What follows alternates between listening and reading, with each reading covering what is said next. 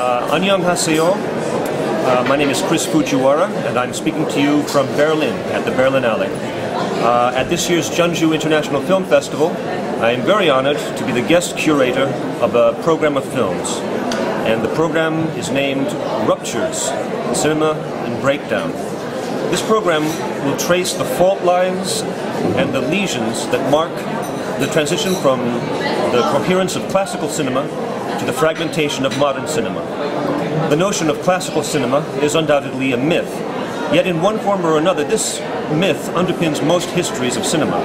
The main features of classical cinema would seem to be a genre system, an invisible cinematic style, the subordination of other elements in a film to an easily readable narrative, and the supposition of a single unified audience. However, throughout the world, the stability of this mode of cinema broke down during the period from around 1962 to around 1973. This breakdown can be seen in various ways, in the production of narratives that bifurcate and that fail to come back together again, in the exploration of split identity, in the presentation of withdrawn, inexpressive, and goalless characters.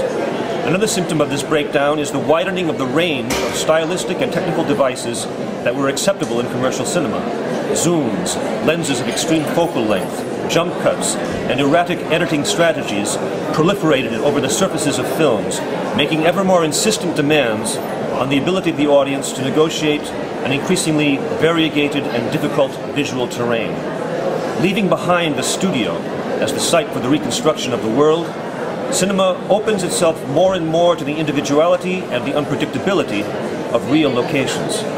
At the same time, paradoxically, films become ever more obsessed with the rift between cinema and the world, between consciousness and the world.